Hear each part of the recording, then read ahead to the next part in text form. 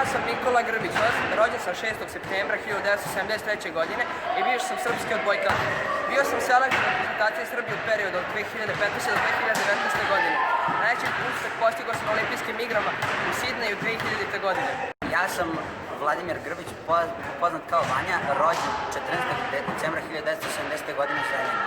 Ja sam jedan od najboljih srpskih odbojkaša svih vremena. Član sam odbojkaške kuće Slavnik.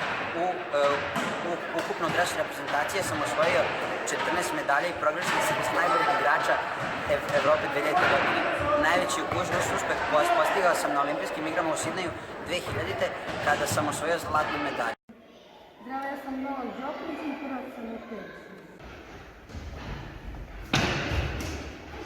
Da li možda daš kratak intervju za naše odeljenje 501? Naravno. Kada si bio uzrastao kao mi sada, da li si trenirao tenis? Da, sa 6 godina. Da li si volao da ideš u školu? Volao sam samo zbog druženja. Da li si tada verovao da ćeš jednog dana postati najbolji na svetu u tenisu? Sanjao sam na tome i maštao i sad mi se ostvario. Da li su te roditelji podržali u tome? Da, podržali su. Kako se zvao tvoj prvi trener? Zvao se Jelena. Kada si odigrao svoj prvi meč? Sa 10 godina. Šta bi poručio mom odeljenju 501? Poručio bi im da veruju u svoje snove.